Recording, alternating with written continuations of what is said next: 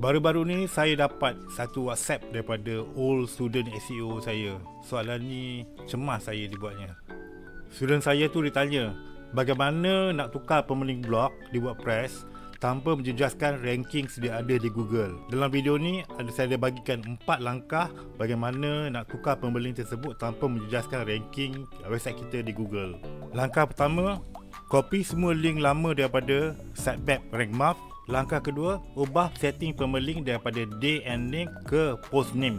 Manakala langkah ketiga, tuan guna fungsi redirection daripada RankMath dan lepas tu redirect semua link lama ke link yang baru.